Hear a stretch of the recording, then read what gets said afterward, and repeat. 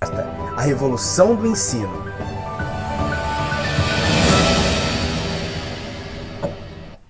Gessé, meu amigo e professor, a bola está contigo. Liberte-nos através do conhecimento. Boa aula. Eu vou agora fechar o chat para que todos possamos prestar atenção no conteúdo que, enfim, é um conteúdo que vale a pena ter toda a nossa atenção. Boa aula, meu irmão. Obrigado, meu querido. Meus amigos, eu estou muito contente com essa oportunidade de lançar esse livro aqui no ICL, né? Que é uma ideia maravilhosa, da qual eu tenho muito orgulho de participar e de poder contribuir na medida das minhas possibilidades. E Eduardo ter feito um trabalho que é revolucionário, eu acho, mostrando, inclusive, a vida e o sofrimento que sempre foi invisibilizado entre nós, né? Isso tem muito a ver com o livro que eu acabo de realizar.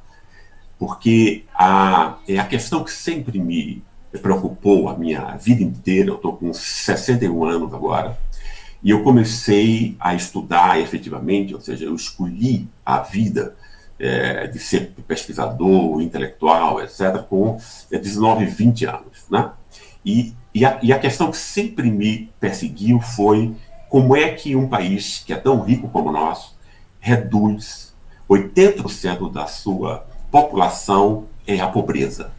E uma grande parte desses 80% à miséria, né? A uma vida sem futuro, indigna desse nome.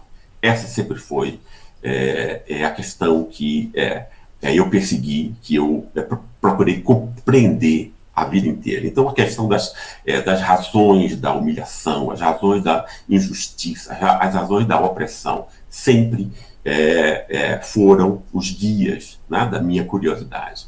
E eu sempre tive dois aspectos aí, que desde muito jovem eu quis compreender as ideias dos grandes pensadores que tinham efetivamente nos ajudado a compreender isso, as causas da injustiça, como ela é reproduzida, etc, etc.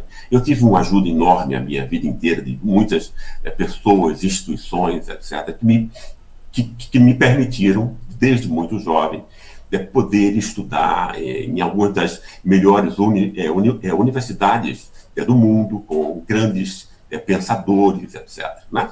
E que me faz também, né, que me deu um sentido de uma missão. Eu tenho que retribuir isso, né? Eu tenho que contribuir para que haja mudança, para que isso não seja possível, para que isso não seja um conhecimento que não seja multiplicador, né?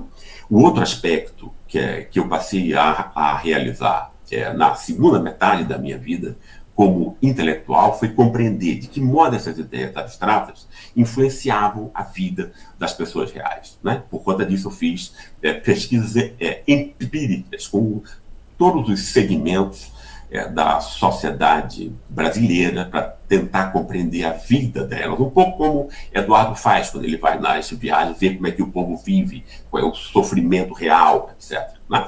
E tentar unir essa relação de ideias abstratas, etc, né? Mas como é que elas podem nos ajudar a compreender a vida, né, das pessoas comuns, do seu sofrimento, das suas angústias, dos seus medos, e como eles são manipulados pelo poder, né, e pelas pessoas que querem apenas ganhar dinheiro, né, à custa do sofrimento alheio, né?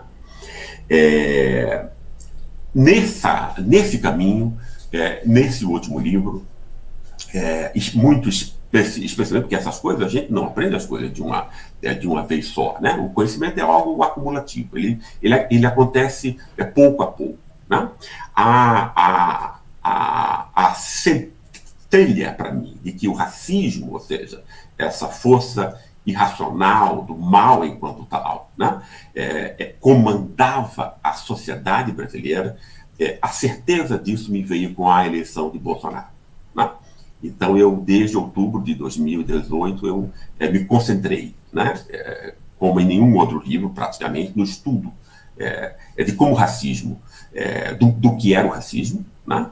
De como ele influenciava e como ele influenciou e comandou a sociedade brasileira, de tal modo que a gente possa compreender e interpretar o Brasil de um outro modo. Porque o Brasil sempre foi compreendido de um modo elitista, como nós iremos ver, né? De um modo manipulador, né? E isso foi resultado, né? Esse livro é o resultado dessas reflexões e desses estudos, né? Isso é muito distinto, né? De a gente simplesmente se sentir o racismo, porque a sensação do racismo é uma emoção, né? A emoção é muito importante, né, na vida humana, mas ela não implica em compreensão, ela não implica em saber quais são as razões do sofrimento, as razões do racismo, muito menos as máscaras que o racismo assume para continuar vivo, fingindo de estar morto, porque nós queremos ver que o racismo assume máscaras constantemente, né, para continuar desempenhando, para continuar permitindo a vida do afeto racista sobre outras vestes, com outras maquiagens. Esse é o tema principal desse livro aqui. Por conta disso, a gente não pode ficar só na emoção, na emoção do sentimento que o racismo, né, da indignação que o racismo provoca. A gente tem que acender a reflexão. Né? Tem que ser só a reflexão produz um conhecimento, né, que pode permitir que nós possamos saber quem são os nossos inimigos, né? Como o nosso comportamento pode ser dirigido de modo racional para se contrapor, né, à humilhação, à opressão, etc., que o racismo efetivamente provoca. Agora, o racismo, pessoal, não é uma coisa fácil de ser compreendida. Não é fácil de ser compreendida não só por quem sofre o racismo, mas não é fácil de ser compreendida pelos intelectuais também. Não só no Brasil, mas como no mundo inteiro. Né? Normalmente, quando se fala de racismo, a gente vai encontrar o quê? A gente vai encontrar estatísticas que vão mostrar, por exemplo, que a prisão, você tem 80% de negros, etc. Né? Que vai mostrar que os negros recebem menos do que os brancos, ou seja, vai mostrar que o racismo existe. Né? Isso é extremamente importante, porque a gente sabe que tem pessoas que negam o racismo. Né? Agora, a gente precisa ir além disso, a gente precisa compreender o racismo, a gente precisa explicar o racismo. Né? A gente não pode apenas permanecer nessa etapa de comprovar que o racismo existe. É necessário explicar como o racismo funciona, o que ele destrói nas pessoas, de que modo ele pode continuar vivo, fingindo que está morto, conhecendo as suas máscaras. Né? Isso é extremamente importante e a minha ambição nesse livro foi exatamente de compreender o racismo. Né? Não apenas mostrar que ele existe. Né? Nesse caminho, a gente já tem aí, quer dizer, muita gente contribuiu para que esse debate sobre o racismo se tornasse importante no nosso país, né? Que era antes um debate extremamente silenciado, invisibilizado. Né? Por exemplo, a gente tem essa discussão do racismo estrutural, que é muito importante, né? Quer dizer, mérito das pessoas, dos intelectuais que conseguiram pôr esse tema na esfera pública atual, né? Entre nós. Agora, ao mesmo tempo, reconhecendo esse mérito, a gente tem também que ver que apenas dizer que o racismo é estrutural, né, não nos ajuda a compreendê-lo. Né? Ele é um nome, ele não pode ser usado como uma palavra mágica, ele pode inclusive causar problemas, porque ele não se desenvolve em uma explicação. Um exemplo de que os problemas que a gente pode ter a partir disso nos dá o pesquisador, o professor da Universidade Federal da Bahia, o Samuel Vida, ele próprio negro, né, quando ele diz, olha, hoje em dia as pessoas simplesmente alegam, olha aí, isso é resultado do racismo estrutural, e ponto. Né? Não se discute como isso se produz, nem se apresenta a lista dos responsáveis, por isso, de como isso é montado. Né? É como se houvesse uma condicionalidade invisível, estou aqui citando o Samuel, imperceptível, diante da qual nós não teríamos como diagnosticar adequadamente e atacar no sentido de erradicar o que produz o racismo.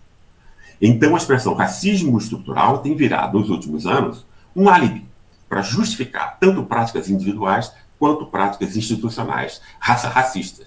Eu achei isso é extremamente importante, porque a gente não pode ficar... isso aí é racismo estrutural, etc., né? E ficar nessa palavra como se fosse uma palavra mágica. Né? A gente tem que mostrar como se constrói essa estrutura. O que é essa estrutura? Né? Qual é a estrutura por trás invisibilizada? Esse tema do racismo estrutural é importante por quê? Porque ele diz que existe alguma coisa por trás que não é visível. Isso já é extremamente importante. Porque é verdade, o que está por trás é invisível para a gente. O racismo se produz e ele se mascara em outras coisas exatamente por conta da sua invisibilidade. Né? Ele aponta uma questão importante. Né? Mas é preciso ir além da mera palavra. É preciso construir uma explicação efetiva de como a estruturalidade do racismo se produz. É isso que eu quis fazer no livro. Né? Antes de tudo, a gente precisa compreender, para além das estatísticas, das comprovações que o racismo existe, o que o racismo destrói nas pessoas. Né? Isso é extremamente importante. A gente não compreende o que é. Né? O que é isso? O que é a moralidade? Né? O racismo, o que o racismo destrói é a autonomia do ser humano como um ser moral. O que é isso? O que é ser um ser moral? Né? O que é moralidade? Né? Essas questões todas são extremamente importantes, pessoal, como nós iremos ver. Né? Normalmente a gente sequer percebe moralidade. Muitos confundem, inclusive, moralidade com moralismo, com uma série de prescrições morais, etc. Né? Moralidade não é isso. Né? Moralidade é a dimensão mais importante dos seres humanos. Mas ela não nasceu à toa, ela foi construída historicamente. Por conta disso, para que a gente entenda o que é moralidade, né? A gente tem e um dos fatores que mais ajudam a invisibilizar a importância da moralidade é a atual preponderância da gente imaginar que a nossa vida individual e social é determinada pela economia. Né? Muita gente pensa, não, a gente a gente precisa de ter um teto, né? A gente precisa de consumo, de comida, isso tudo são interesses econômicos, são os interesses econômicos que nos definiriam. O que a gente esquece nisso, pessoal, é que todos esses bens são escassos. E na questão dos bens escassos, a questão principal é como eles vão ser distribuídos. Como eles vão ser distribuídos. A gente pode distribuí-los igualmente, ou a gente pode dizer alguns vão ter muito e outros vão ter muito pouco ou nada. Né? Essa questão da distribuição é uma questão moral. Ela não é uma questão econômica. Né? Então, a questão moral, o que a gente imagina, quer dizer, as grandes questões, todas as grandes questões sociais, são, portanto, questões morais. Isso é extremamente importante porque a propaganda, o mundo, o capitalismo, o mercado, etc., quer que nós nos esqueçamos disso, né? E quer tornar uma determinada distribuição dos bens escassos, que é o que a gente define como economia, como sendo algo sagrado, imutável, etc. Né? Então a gente tem que se afastar disso para que a gente reconstrua, né?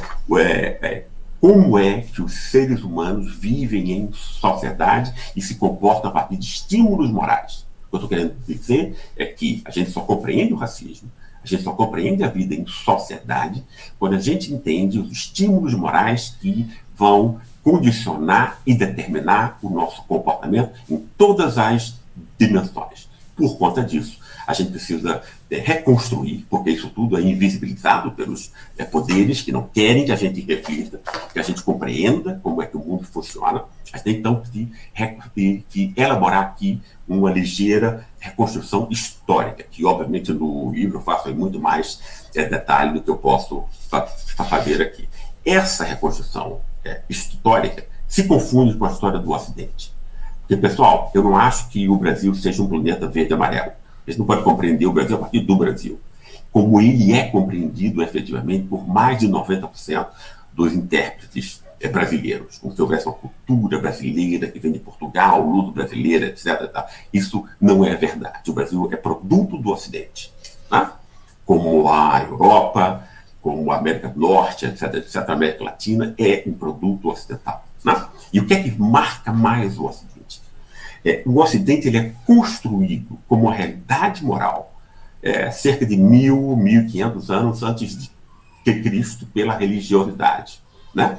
A religião, né, para Max Weber, que é um desses grandes pensadores que me influenciaram, né? A religião, para Weber, ela não é o ópio do povo, ela não é a neurose, etc. Ela é a forma como os seres humanos, na história, aprenderam a interpretar o mundo. Né?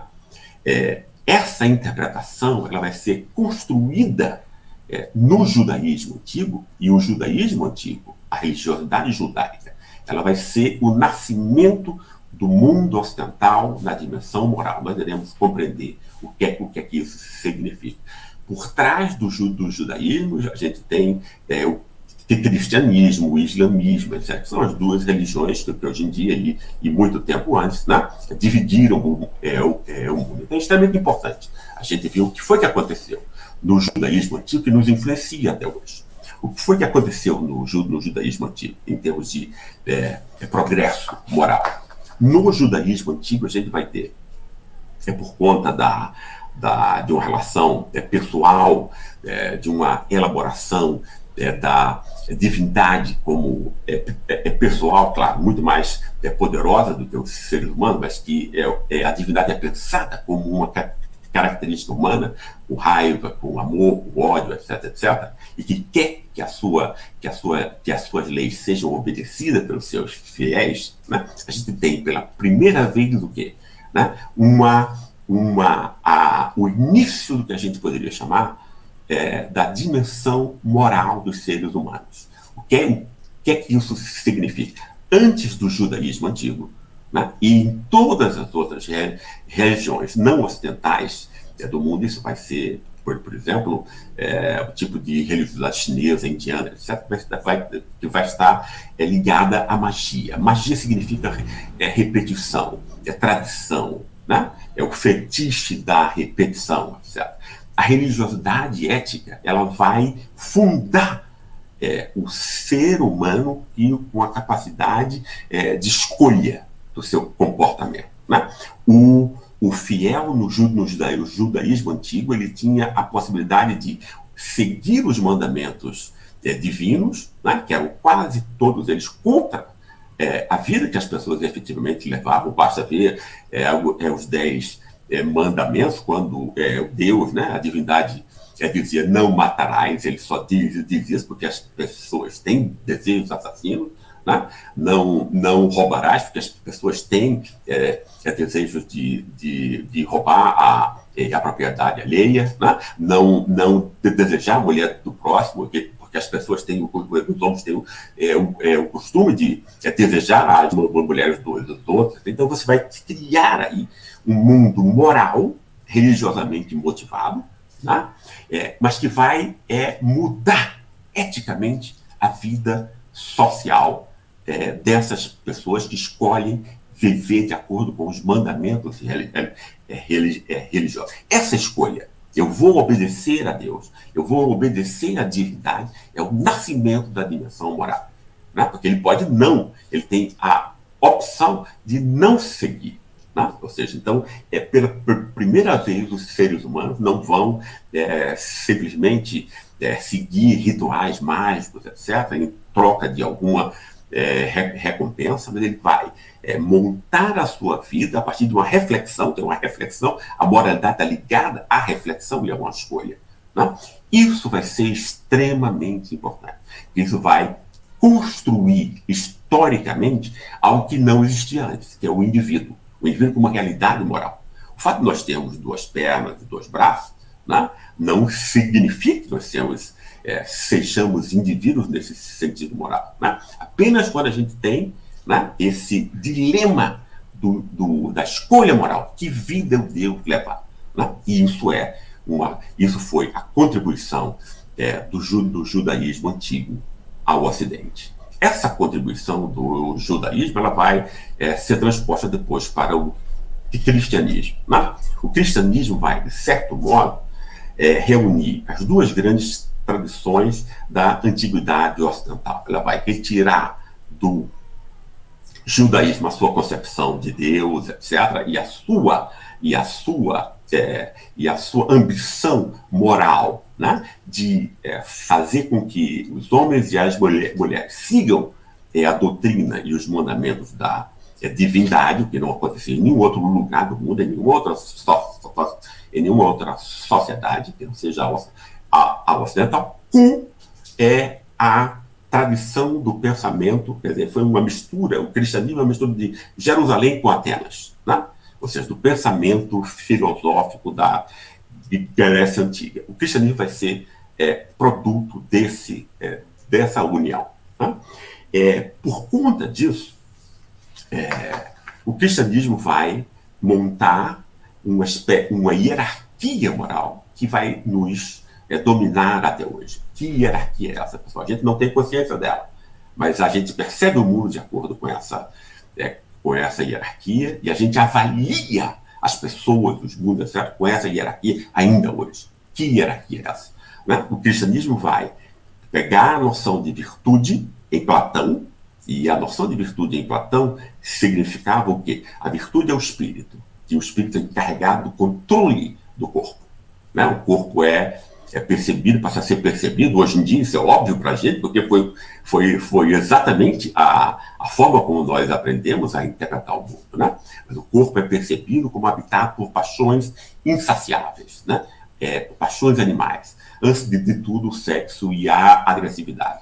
O cristianismo vai interpretar o caminho de salvação de todo cristão nos termos da noção de virtude platônica, ou seja, vai ser salvo, né? Vai ter direito à vida eterna, né? Quem conseguir controlar as paixões insaciáveis do corpo, né? Que nos levam à loucura, etc., etc., né? no sentido platônico. Né? A partir disso, a gente vai ter aí, né? Quer dizer, a noção da salvação sendo ligada ao espírito, quer dizer, primeiramente o espírito no sentido religioso, né? E o pecado sendo definido com tudo que está ligado ao corpo, aos afetos, etc., etc. Né? Isso vai ser, pessoal, a forma como nós vamos interpretar a moralidade até hoje. Né? O protestantismo, logo depois do cristianismo católico, vai introduzir um aspecto que vai ser extremamente importante. Né? O protestantismo vai tornar o cristianismo, vai abrir para o cristianismo a possibilidade do igualitarismo. Como? De que modo isso acontece? Ora, o protestantismo vai pela primeira vez dizer que o caminho para ser salvo, ao contrário do cristianismo católico, né, vai estar ligado à noção de trabalho. O trabalho do protestantismo vai ser sagrado. Né? O trabalho vai ser a forma como se segue, como o ser humano pode ser instrumento de Deus. Né? O caminho da salvação do protestantismo muda radicalmente por conta disso. Isso é revolucionário, pessoal. Isso é igualitário por quê? Porque o trabalho é algo que todo mundo faz. Antes do protestantismo, né, o trabalho era coisa de escravo, era coisa de servo, era coisa de gente menor. Né? Apenas a partir do protestantismo, o trabalho vai ser o nível da moralidade vai ser posto de ponta cabeça. O trabalho, que era antes uma coisa desvalorizada, e aí o ócio, etc., viver do trabalho alheio, era o que era importante no mundo antigo, inclusive no mundo medieval também, muda radicalmente com o protestantismo. O trabalho vai ser o quê? A fonte de tudo que é sagrado, importante, etc. Esse aspecto do trabalho e também da família, porque ela vai estar ligada ao trabalho, e todos nós temos ou um trabalho ou uma família. Isso significa que a salvação e aquilo que é considerado mais alto, ou seja, aquilo que é considerado sagrado, está ao alcance de todas as pessoas. Né? Isso é algo extremamente importante, porque isso vai dar o quê? Isso vai dar a possibilidade de que todas as pessoas sejam universalmente dignas, sejam reconhecidas umas às outras, né? E essa dimensão vai ser extremamente importante para cada ser humano, o reconhecimento do seu valor, né? Quer dizer, que o outro nos reconhece. Nós somos seres, pessoal, nós não somos super-homens, como as propagandas, né, da economia que elas boa e tal, para gente que sobe, que faz 1000 desafios, etc., e vai com o carro no pico de uma montanha. Não, isso não é verdade. Nós somos seres frágeis. Nós somos seres que são dominados pelo medo da doença, pelo medo da morte. Né? Nós somos, a nossa fragilidade nos faz, então, dependentes dessa noção de reconhecimento alheio. Né? Ninguém é uma fortaleza individual, a tal ponto que não precise do acolhimento, do reconhecimento dos outros, do nosso próprio valor. Né? O tema do reconhecimento é o mais importante nesse aspecto da moralidade. O protestantismo abre a possibilidade de um reconhecimento que seja universal, que ele liga o reconhecimento ao trabalho. Né? E como o trabalho pode ser feito por todos, ele pode ser pensado universalmente, democraticamente, etc., etc. Né? Isso vai ser extremamente importante porque o protestantismo, ele vai, de certo modo, não posso entrar nisso aqui, mas eu explico no livro, ele vai ser uma espécie de mediador evanescente, ou seja, ele vai ser tão importante que ele vai mudar o mundo profano, de acordo com a mensagem religiosa. Né? Ou seja, todas as ideias que presidiram o protestantismo, ou seja, uma forma religiosa de viver o mundo, vão ser aquelas que vão presidir também o mundo secular. Né? O mundo que se torna, não é que a religião morra, mas a religião não vai ser mais tão importante como ela era. Né? Ela vai ser substituída pela ciência, né? etc., etc. Agora, a noção de trabalho como fundamental e a gramática que vai opor espírito e corpo, ela continua no mundo secular. Né? Um exemplo disso é o trabalho do grande filósofo alemão Immanuel Kant. Do Immanuel Kant. Kant vai definir melhor do que ninguém o que é o espírito em termos seculares. Né? Se antes, no cristianismo, judaísmo, protestantismo, etc., o espírito era caminho a Deus, né? No mundo secular, né? Espírito vai ser o quê? Espírito vai ser inteligência, moralidade e capacidade estética. Né? A moralidade vai ser a mais importante de todas. Ela vai estar ligada a coisas como honestidade, etc., etc. Né? Então, tudo que a gente vai avaliar e perceber como superior, como nobre, como importante, vai estar ligado ao espírito. Né? Como era antes, no caso. Né? Como era antes no caso da religião também, mas agora sobre um outro contexto. Né? Tudo aquilo que tem a ver com o aprendizado também tem a ver com o espírito. Ou seja, tem a ver com, né, você ter a capacidade de... Quer dizer, o espírito ele vai ter 3 dimensões para Kant. Vai ter a dimensão da inteligência, a gente compreender o mundo, saber como qual é o nosso lugar nele, como é que a sociedade funciona, etc., etc.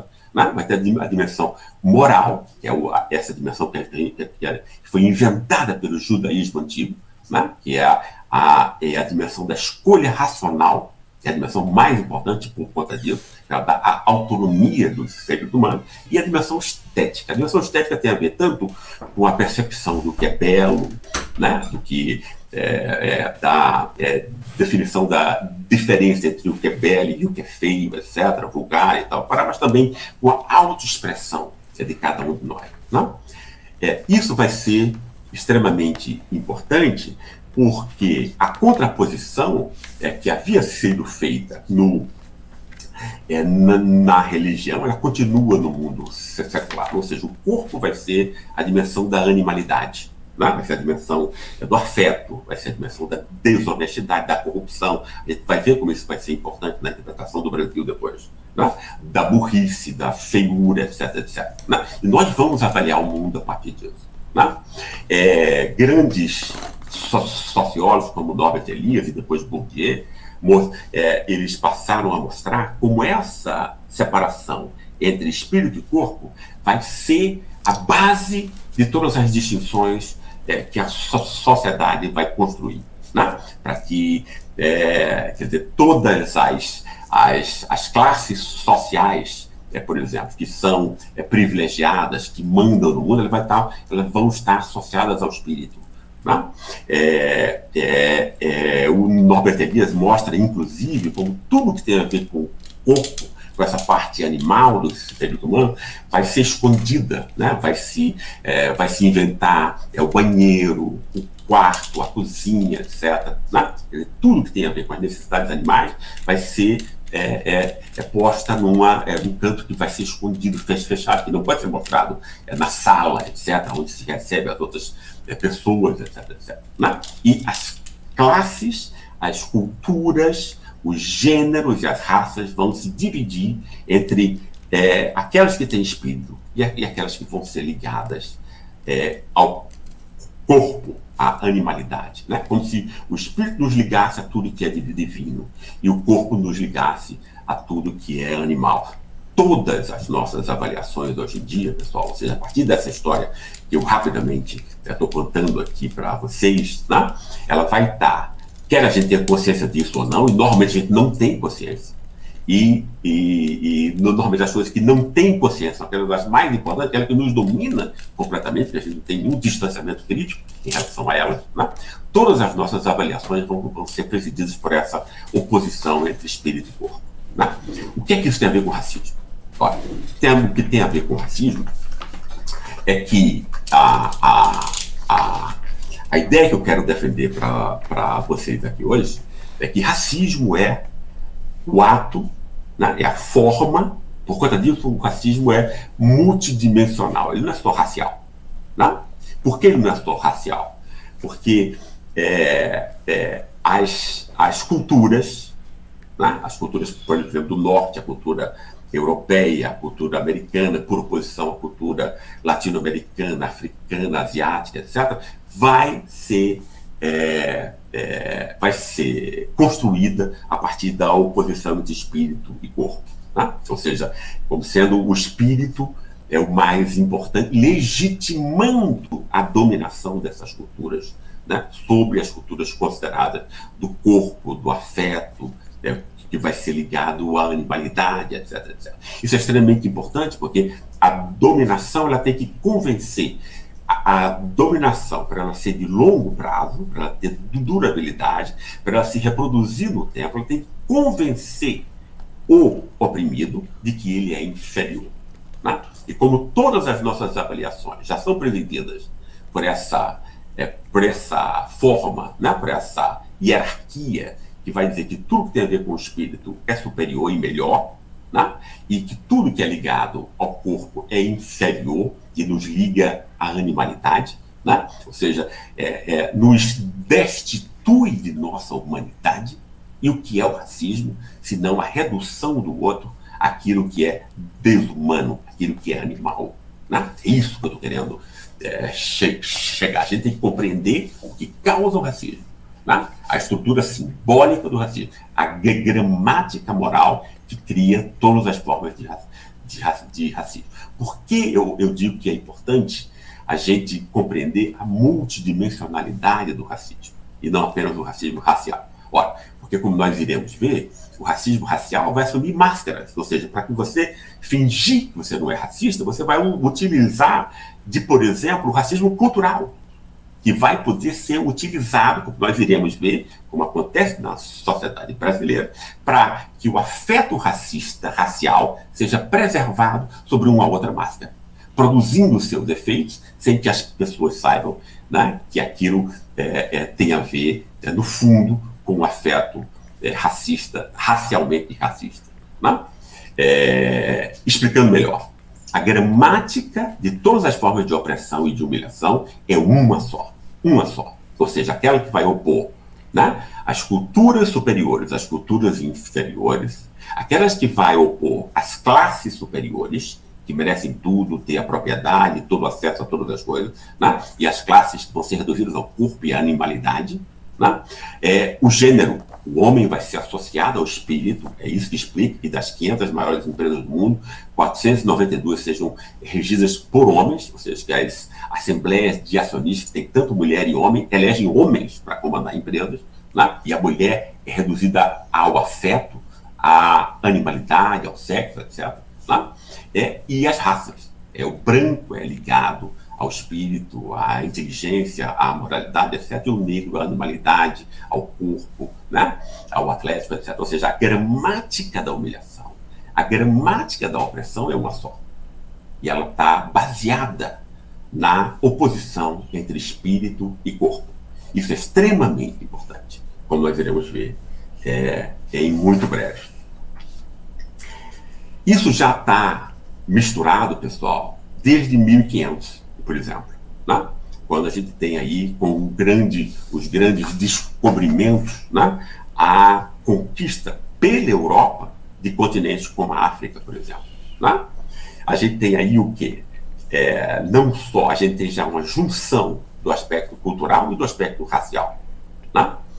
O aspecto racial, quer dizer, no começo, inclusive, né? Quer dizer, ele tinha era uma definição aí que essa hierarquia de superior e inferior ainda era religiosamente motivada, né? Por exemplo, a gente tem aí o Padre Vieira dizendo, né, que os negros que eram escravizados, que vinham escravizados para o Brasil, tinham que dar graças a Deus, etc., que era um milagre, etc., porque eles eram pagões e eles vinham para cá, e como eles se tornavam católicos, eram batizados, até eles poderiam ser salvos, né? Então você cria aí essa posição entre pagão e fiel, né? Para mostrar essa oposição. Depois, quando essa justificação religiosa perde eficácia, a gente vai ter a contraposição entre barbárie, que vai representar a África, etc., etc., e civilização, vai representar Europa, etc., etc., que vai justificar, legitimar o domínio da Europa sobre todas as outras regiões que passam a ser descobertas. A África, partes da África que já estava descoberta, mas passa a ser dominada pelos europeus, e porções da América Latina, etc., etc., não? Nós temos aí, portanto, já desde o começo, né, essa mistura entre o que mostra a importância de que a gente perceba e compreenda a multidimensionalidade do racismo, né? Eu acho importante a gente chamar racismo isso, né? Isso é racismo, porque você desumaniza. O que é racismo? Racismo é o ato de você reduzir o outro à sua animalidade, ao seu corpo. Dizer que ele não tem alma, que ele não tem inteligência, que ele não tem moralidade, né? Que ele não tem estética, ele não tem capacidade estética, não tem a capacidade de escolha racional e ele não tem inteligência. Se ele não tem nada disso, são as 3 dimensões do espírito, como Kant nos ensina, né? Ele é animal, ele é desumanizado, ele é percebido, né? E ele se percebe também, né? Porque se todos os outros, né, nos percebem de um modo, ninguém é uma fortaleza, como a gente sabe, né? E quem é vítima desse tipo de humilhação e de opressão passa a se convencer do seu menor valor. É assim que se produz o efeito perverso de todo tipo de racismo, seja ele racial, cultural, de classe ou de gênero. No Brasil, a gente tem a mistura desses racismos, né? Marcando a vida política brasileira, né? Logo depois, quando o Brasil se torna independente, etc., e tem a libertação dos escravos no final do século XIX, nós temos já a construção de um racismo racial, nesse caso, né, que passa a se autodenominar como racismo científico, né? Por exemplo, a gente tinha aqui um diplomata francês chamado Gobineau, que vai ser um racista extremamente importante quer dizer, no mundo inteiro, e no Brasil, onde ele serve como diplomata, há alguns anos, ele vai ser amigo dileto de Dom Pedro II, ele vai ter uma influência importante sobre a intelectualidade brasileira, e ele vai definir o Brasil como a lata de lixo da história. Né? E vai ser a lata de lixo da história porque ele vê o povo brasileiro como um povo mestiço. Né? E ele acha o mestiço o último dos povos, porque ele não tem nem as virtudes do branco, nem as virtudes ambíguas do negro. Né? Essa concepção ela vai dominar a intelectualidade brasileira da época. Né? Todos os grandes intelectuais brasileiros, não apenas do Dom Pedro, como Nina Rodrigues, Silvio Romero, Euclides da Cunha, Oliveira Viana, sem exceção, né? Vão partilhar dessa percepção de Gobineau, né? Com a única discordância, porque o Gobineau achava que era uma raça condenada ao desaparecimento, de tão doente ela era. Né? A única coisa que a intelectualidade brasileira, influenciada por esse racismo científico, se contrapunha a Gobineau, era dizer, não, eu acho que nós temos ainda alguma saída nisso. E que saída era essa? Embranquecer o país. Né? Isso vai ser, o racismo vai ser a forma, né? Isso é extremamente importante que a gente compreenda, porque eles têm uma intenção, têm uma vontade, foi um projeto político, né? De que o Brasil passe a importar brancos europeus, né? Quase sempre italianos e portugueses, e que expulse os negros, esconda os negros, expulse os negros para as franjas da sociedade. É aí que se vai criar uma amálgama entre raça e classe entre nós, né? Que vai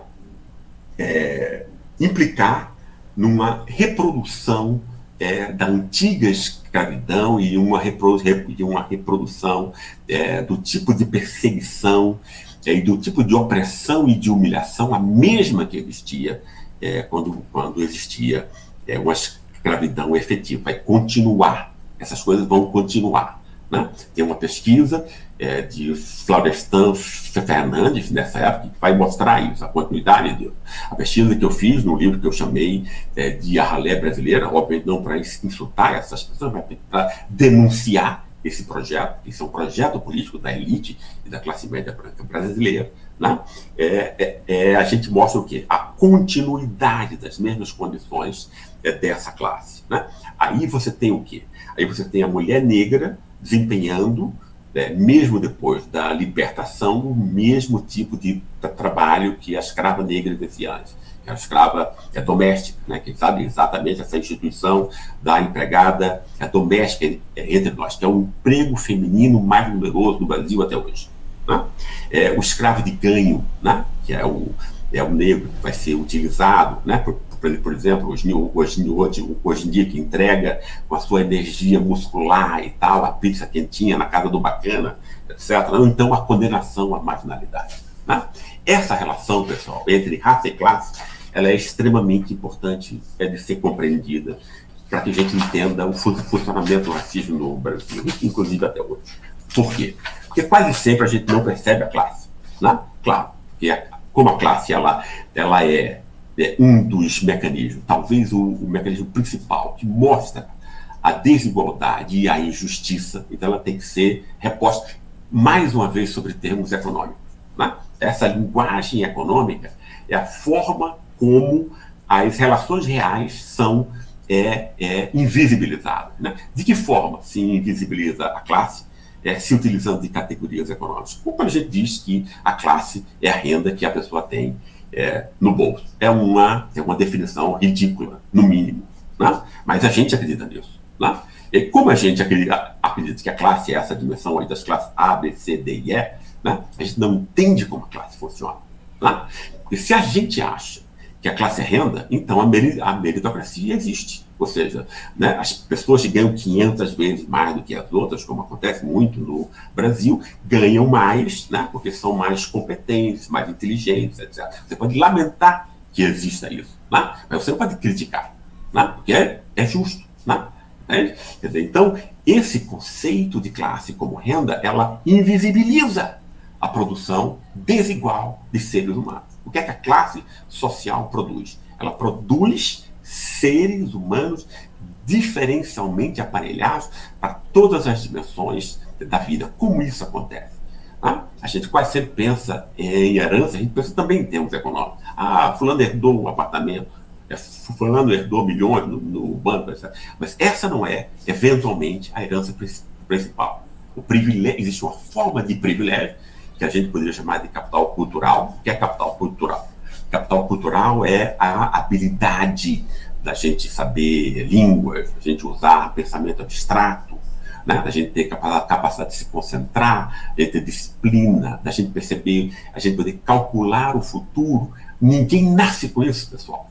Muita gente que está me ouvindo aqui é de classe média, recebeu essas coisas todas de presente, imagina que isso é natural. Não, isso não é natural. Isso não é como você ter 2 ouvidos ou 2 olhos. Num país como o nosso, isso é um privilégio de classe. Privilégio de classe. Não? É quando você recebe de mão beijada pela socialização familiar. Não existe a família, pessoal.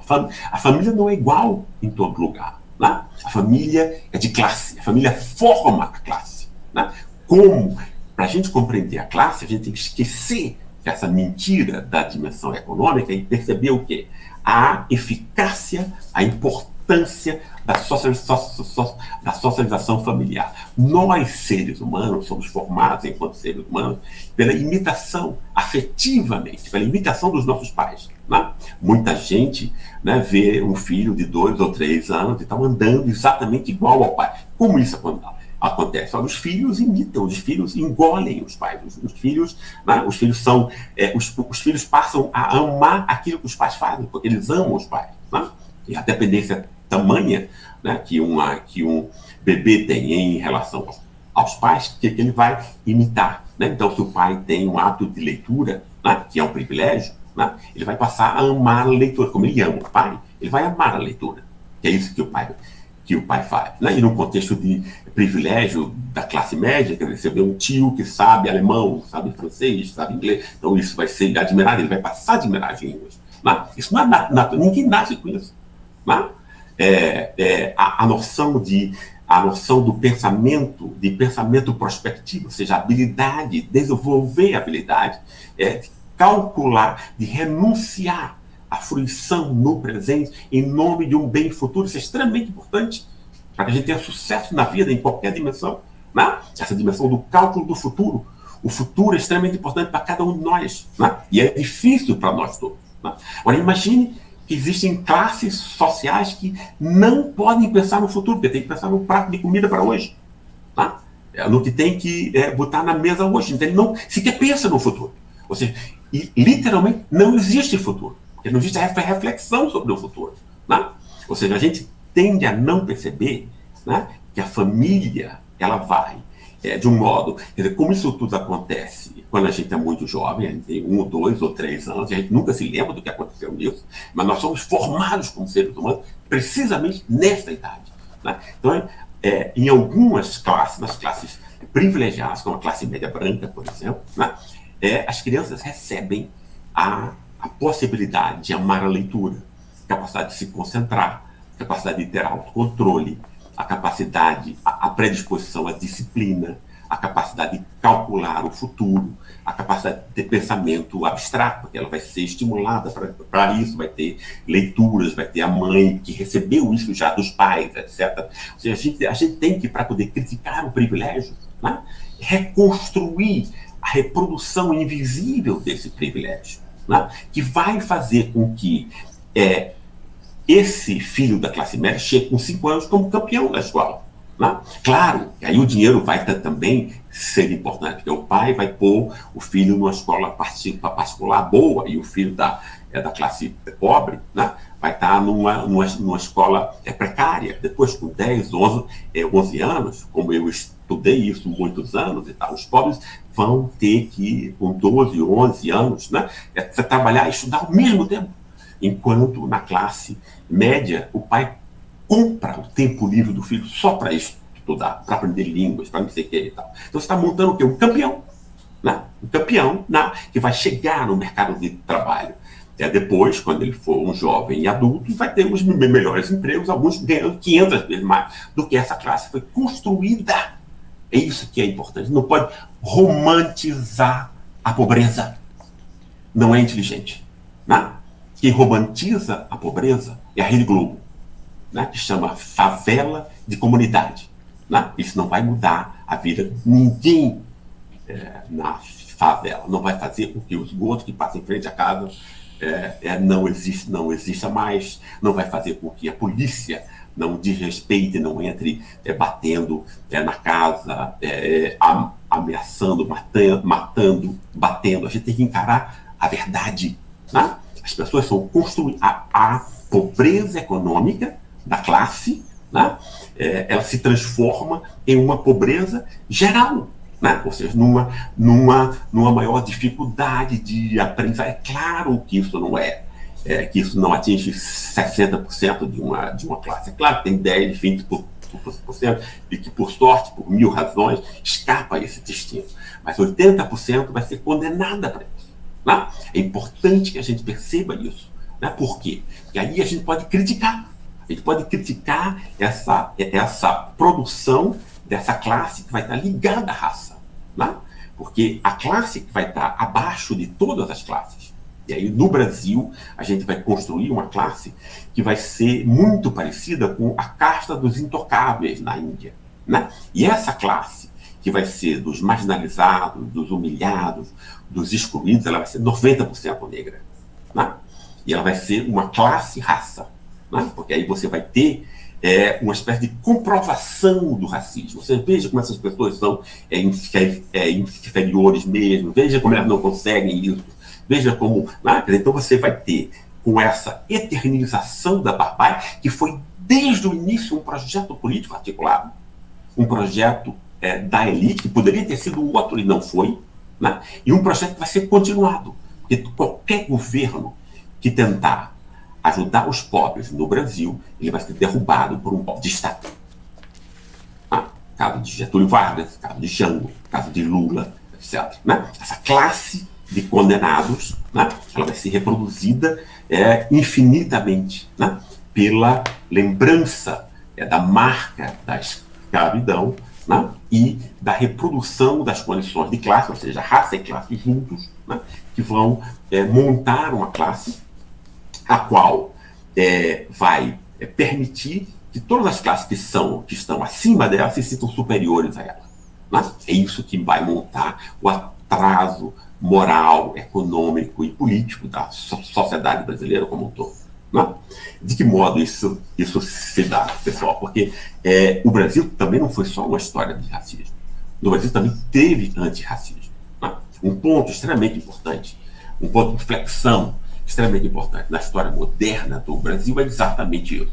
Ele se deu a partir de 1930, com Getúlio Vargas e com a influência do pensamento de Gilberto Freire, Mário de Andrade, vários intelectuais dessa época que queriam revalorizar o que era brasileiro, né? Que implicava não só essa humilhação cultural de ver tudo que era da Europa e dos Estados Unidos como superior, mas como ver o próprio povo também como algo inferior, como lixo, etc. etc. Né?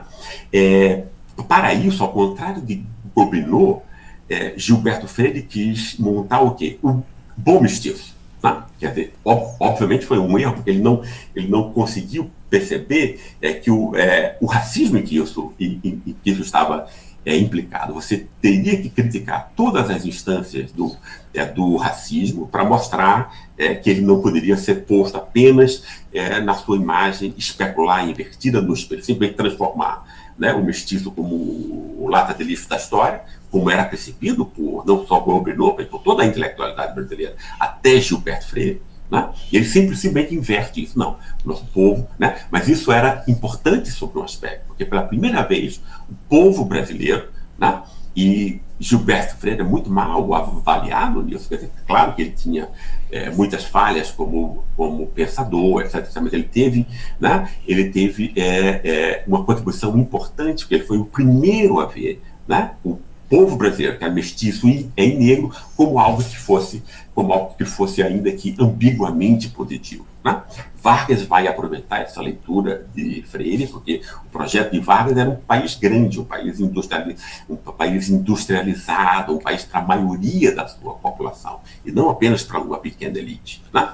E usar o Estado para isso, né? Então tem coisas como a lei dos 2/3 que Vargas constrói para que os negros e os mestiços pudessem ter acesso a emprego. A lei dos 2/3 dizia que 2/3 das vagas nas instituições de comércio e indústria, o comércio ele era dominado pelos trabalhadores portugueses brancos, que tinham sido recém-importados. Na indústria estavam lá os italianos brancos, né? E o mestiço e o negro excluído completamente de qualquer chance. A lei dos 2/3 tenta restituir isso, ou seja, um antirracismo importante, ao mesmo tempo a descriminalização da capoeira, da religiosidade negra, do candomblé, a celebração da cultura brasileira como sendo primariamente produzida pelos negros, ou seja, o samba, né, o futebol, que passa a ter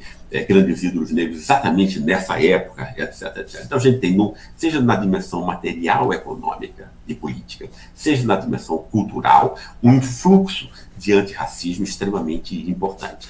Como é que a elite racista e a classe média branca, recém-importada da Europa, vai reagir a isso, né? Isso é extremamente importante. Vai explicar o que vai acontecer no Brasil, desde essa época até hoje.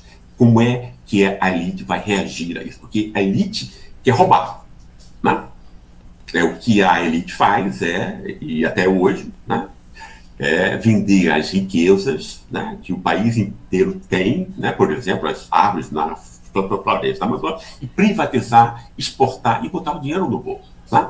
É isso que a elite brasileira sempre fez, né, de 500 anos até hoje. Né? Então, ela não quer ela não se identifica com esse projeto, ela não se identifica com o povo brasileiro, com o destino, porque ele despreza. Né? Despreza até porque ele acredita nessa história, né, do racismo, etc, etc. Né? Mas o racismo, enquanto tal, o racismo aberto, havia sido interditado por essa política antirracista de Vargas e essas ideias de Gilberto Freire. Né?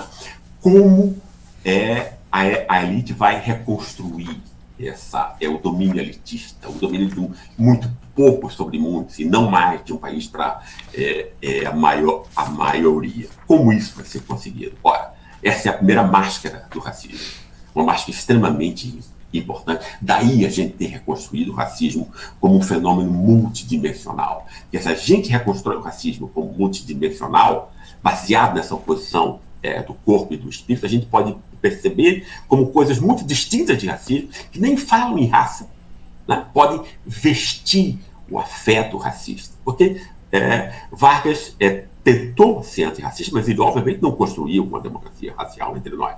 Né? O afeto racista continuou lá. Né? De que modo a elite vai voltar ao domínio anterior, vai querer voltar ao domínio anterior a Vargas, né, um domínio de muito poucos, né, dentro de um contexto agora onde ele não pode mais usar o racismo aberto. Né? O que é que ele vai utilizar? Qual é a justificativa para a desigualdade? Qual vai ser a justificativa para a exclusão? Se o racismo aberto, pelo menos, estava interditado. Né?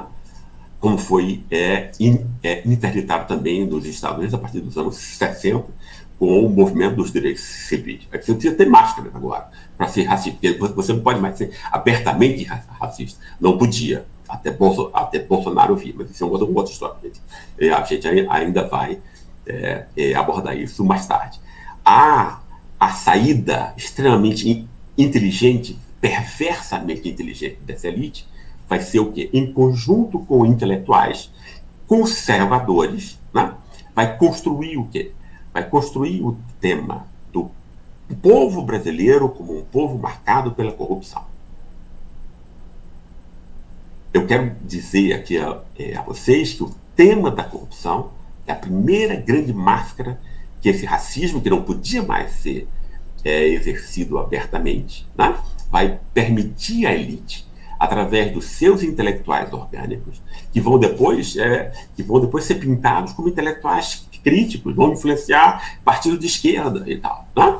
A sala do PT vai ter o nome Sérgio Buarque, que vai ser o grande, vai ser o intelectual mais importante no sentido de eficácia prática, que vai ser ensinado em todas as universidades, vai ser ensinado em todas as escolas. O que é que Sérgio Buarque vai dizer? Não, Gilberto Freire não tem razão.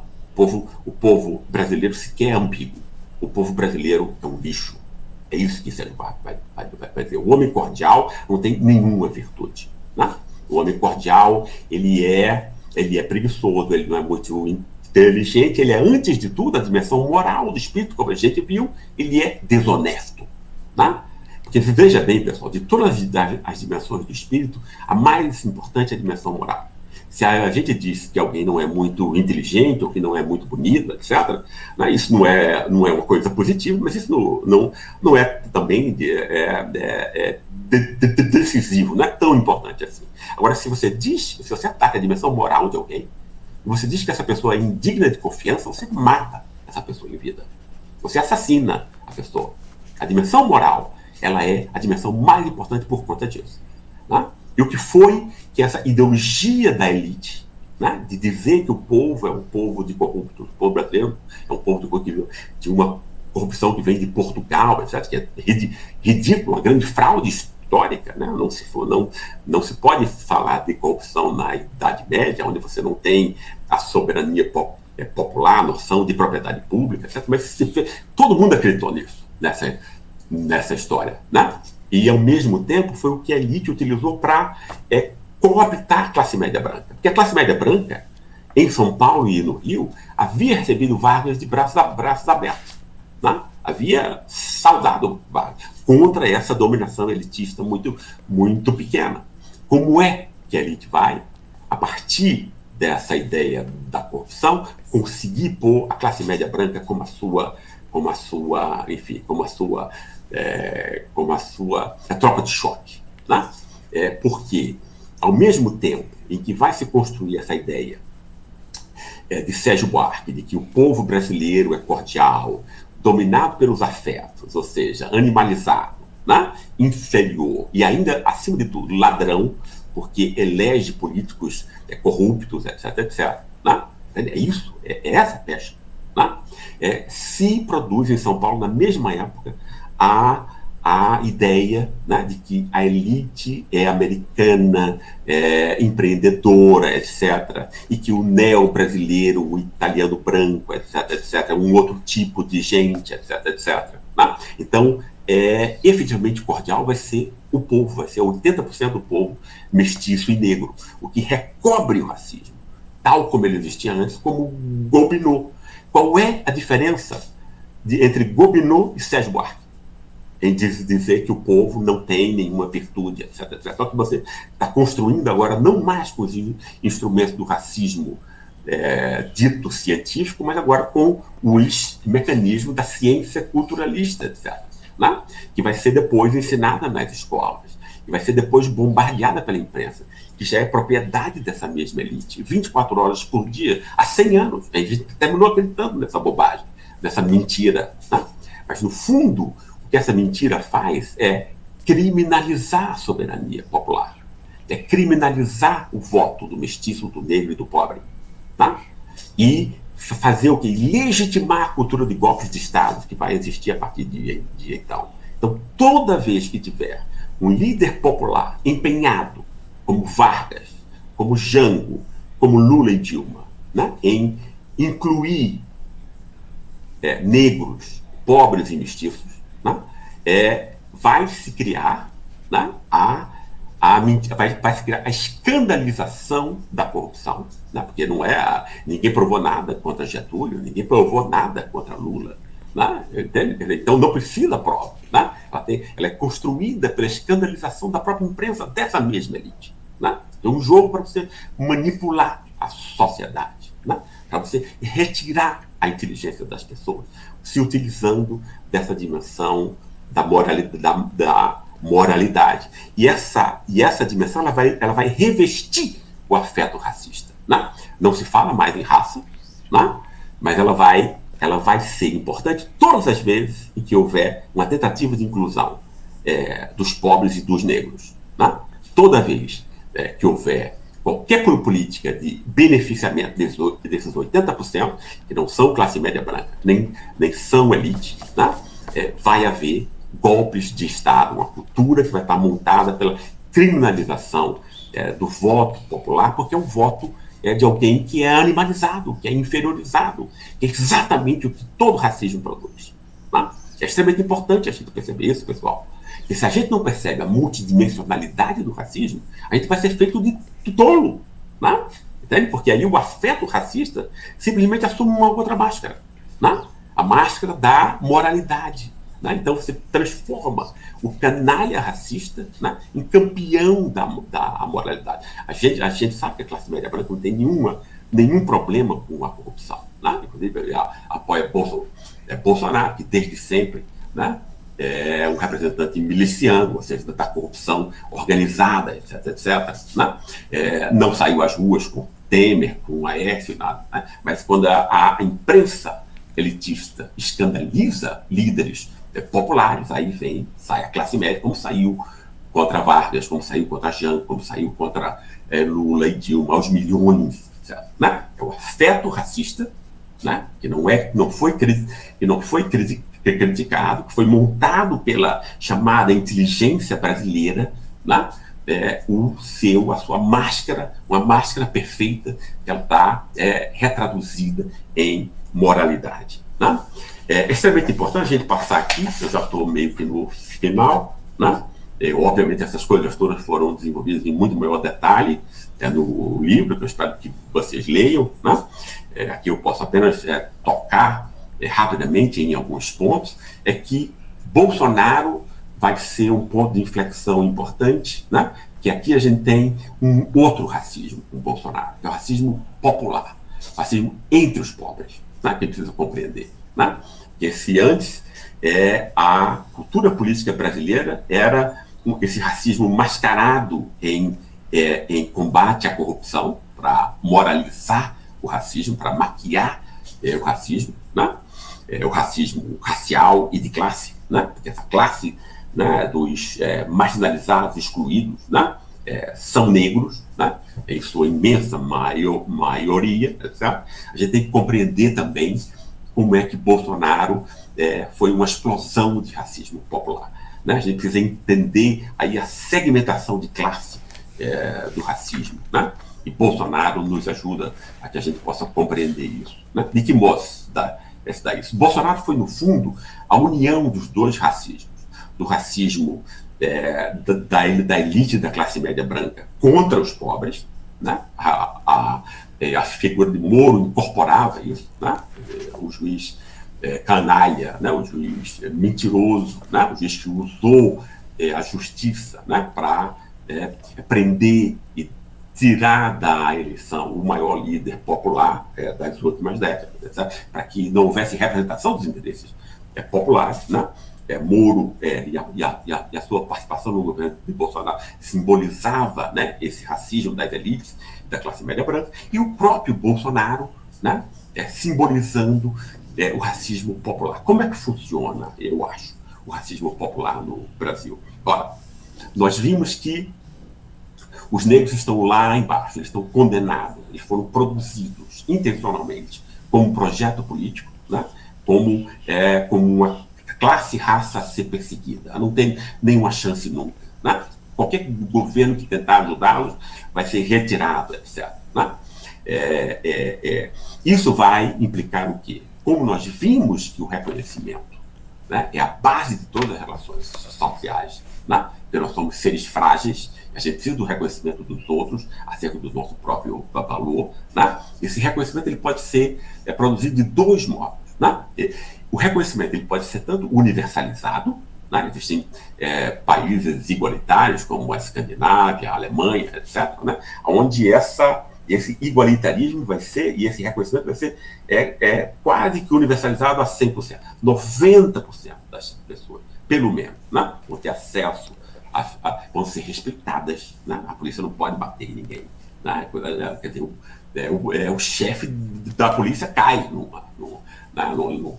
Quer dizer, se cria uma crise, o policial vai ter que responder por pessoas que são consideradas gente, tem dignidade, tem acesso à educação boa, né? Tem acesso à saúde e tal, tem acesso a direitos. É isso que faz com que, nessas sociedades igualitárias, o reconhecimento social seja universalizado. Em sociedades doentes, extremamente desiguais e racistas como a nossa, o reconhecimento é conseguido contra os outros, à custa dos outros, à custa do sofrimento alheio. Isso é extremamente importante, né? Daí essa importância em nós percebermos essa classe raça, esse amálgama que foi construído como uma caixa de intocáveis de pessoas que nasceram para ser perseguidas, humilhadas, etc., o tempo inteiro. Isso implica o quê? Porque isso não só faz com que a elite e a classe média branca se ache europeu, se ache superior a esse povinho, né, que é ladrão, corrupto, né, animalizado, etc., mas que também as classes intermediárias, o branco pobre, né, ou o mestiço, que é um pouco mais remediado, possam se sentir superior ao negro. Isso é extremamente importante, né? Porque como as pessoas, por exemplo, os brancos pobres em São Paulo e no sul do Brasil, né? Que é um Brasil muito mais branco, etc. O país são regiões montadas pelos italianos, etc., né? E diversas outras etnias, mas especialmente o italiano, com 2.200.000, né? Depois tem, né, São Paulo, hoje em dia, 60% das pessoas têm origem italiana, a cidade de São Paulo. Né? Então você tem aí, muitos deles que ascenderam à elite, ascenderam à classe média, né, branca, etc. Mas muitos deles ficaram pobres. Então você tem milhões e milhões de brancos pobres. Né? Branco pobre como Bolsonaro, como a família de Bolsonaro. Né? E o que é que esse branco pobre tem quando ele não consegue entender por que ele foi alijado? Porque ele foi alijado das chances que o seu irmão, também branco, também descendente de italianos, teve, e ele não teve. Né? Isso dá raiva, isso dá ressentimento. Mas como isso nunca é explicado no Brasil, porque nenhuma televisão, nenhum jornal, ninguém na imprensa explica como se dá o roubo da elite, de uma elite que tem evasão de impostos de 600 bilhões a cada ano, né? Uma dívida pública que é uma fraude e que rouba a economia popular, que deixa as pessoas pobres, deixa as pessoas sem futuro. Nada disso é explicado. Né? Então, essas pessoas têm raiva, têm ressentimento e não sabem por quê. Né? Porque elas são pobres, se elas são trabalhadoras, disciplinadas, etc. Né? A forma do racismo vai funcionar minimamente, né, para que essas pessoas tenham uma forma de satisfação substitutiva por se sentirem superiores ao negro. Né? É isso? É exatamente isso que eu vi em várias pesquisas empíricas que eu fiz no interior de São Paulo. O branco pobre em São Paulo, muito próximo, inclusive, da cidade onde Bolsonaro nasceu, né, é o fato de que ele ele não casa com negro, não vai ter namoro com negro, não vai ser amigo do negro, porque ele é melhor do que o negro. Né? Bolsonaro vai ser o elemento disso. Né? A construção do negro também, como o delinquente, etc., né? Que vai ser depois ativado também pelas igrejas evangélicas. A gente tem que sempre ter muito cuidado com as denominações evangélicas, né? Porque elas são distintas entre si, né? E elas têm também um impacto muito positivo, né? Porque elas pegam um povo que foi, né, que não teve atenção de nada, que não teve atenção do Estado, não teve atenção da sociedade, estava jogado ao álcool, etc., etc., e incute disciplina, incute ajuda mútua, etc., né? E aí, então, o cara consegue deixar o álcool, consegue deixar de ter briga em casa, etc., consegue emprego com seus irmãos, etc. Essa fase é positiva, né? Mas na própria mensagem evangélica, você constrói também, para que o fiel tenha interesse em ser fiel, né? O pobre de bem, pobre honesto, né? O famoso homem de bem aí do bolsonarismo. Né? Esse pobre honesto, uma construção absolutamente artificial, né? Porque aí você tem que construir o delinquente, artificialmente. Né? Como é que você constrói o delinquente artificialmente? Você diz que o jovem é bandido e tal, porque tem uma pituca de maconha no bolso. Né? E aí 20% das cadeias brasileiras são ocupadas por jovens, né?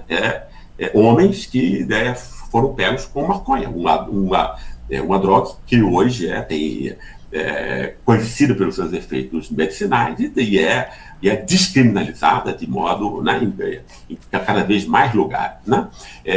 40% das mulheres também estão na prisão por coisas ligadas à posse de maconha. Né?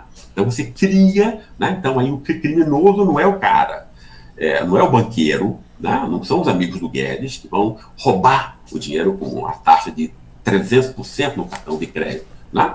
Roubar o futuro de um povo inteiro através de mecanismos financeiros que as pessoas não conseguem compreender. Esse não é criminoso. Né? Ele vai retirar o futuro, a chance de vida de 200 milhões. Né? Mas ele vai ganhar a sua foto na capa da revista, como investidor do ano, etc, etc. Né? É o criminoso vai ser criado no pobre e o negro, especialmente. Né?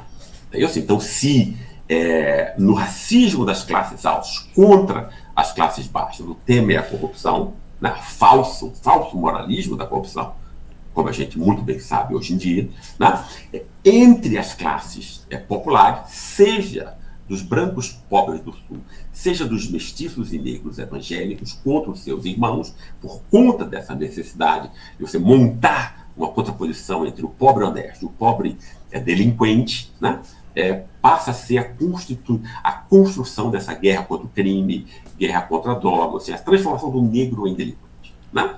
É isso que faz com que o racismo se exerça também sobre essa outra máscara, que é a máscara como ele se exerce também nos Estados Unidos. Né? Quer dizer, fala-se de guerra contra as drogas, fala-se de guerra contra o crime, como se fosse uma guerra contra o crime, uma coisa indeterminada. Mas o negro já foi construído como criminoso. Então quem morre é o jovem negro. Então é racismo também. É o afeto racista que está por trás disso. Né? Sem a gente perceber a multidimensionalidade do racismo e como o racismo pode ter novas máscaras, a gente fica passivo e sofre, né? Nos roubam a nossa inteligência para perceber as formas como o racismo pode se manter vivo, né? Fingindo que está morto, simplesmente porque ele usa dessas novas máscaras, todas elas baseadas nesse tema do espírito e do corpo, ou seja, da moralidade, da inteligência, etc., e da animalização dos negros e das classes marginalizadas. Né? Eu vou ficar por aqui, pessoal. Tinha muito mais coisa para falar, obviamente, também nessa coisa aí da constituição do negro e do pobre como delinquentes, que tem a ver com a orientação sexual. Então você vai dizer, você vai perseguir os gays, etc. e tal. A mulher vai ser construída como prostituta, como vagabunda, etc. Então você vai dizer a mulher é honesta, então é contraposta à mulher desonesta, etc. Então esse ganho usa-se, manipula-se esse ganho, né, em reconhecimento, em autoestima, né, às custas dos outros. Né? É o que mostra a doença de uma sociedade contaminada pelo racismo. É isso que mostra também que o racismo é uma questão de nós todos. Né? Não é uma questão de mestiços como eu ou de negros, etc. apenas. Né? É uma questão que nos toca a todos. Isso toca a forma das relações sociais como um todo. O racismo está em tudo. Essa é a estrutura, eu acho, do racismo. Né? É exatamente essa sua capacidade, né, de se disfarçar e de se mascarar, né, e de se exercer enquanto afeto sob máscaras que nos enganam se a gente não consegue compreendê-lo, o que ele destrói nas pessoas. Perfeito, Gessé. Gente, não sai daí não, que aliás várias coisas dessas que o Gessé estava falando no final já são de perguntas que eu vi aqui. Então a gente vai ter a parte de perguntas e respostas. Normalmente isso vale quase que por outra palestra. Os comentários estão assim maravilhosos, as pessoas estão encantadas. Realmente é uma leitura né, de país absolutamente incrível, mais até só do que de país, é uma leitura de estrutura, né, até do Ocidente, e é maravilhoso. A gente consegue, com uma aula como essa, onde a gente tem um número enorme, dezenas de milhares de pessoas assistindo, a gente consegue fazer com que em pouco mais de uma hora muitas pessoas já estejam aqui onde a gente está, com assim uma visão, se não uma visão completamente diferente de mundo, uma visão que instiga perguntas diferentes, porque a gente também é ensinado a fazer sempre as mesmas perguntas para as quais as respostas já estão prontas. Então, um dos grandes desafios, e Voltaire falava muito isso, Mário Quintana falava também, não são as respostas corretas, as perguntas corretas. Então, essa aula do Gessé, ela tem esse mérito de nos provocar a fazer as perguntas corretas. Então, antes da gente entrar para as perguntas e respostas, deixa eu falar para vocês que até não conhecem o que é o ICL e falar do presente que a gente tem para vocês relacionado ao livro do Gessé e também a ajuda que essa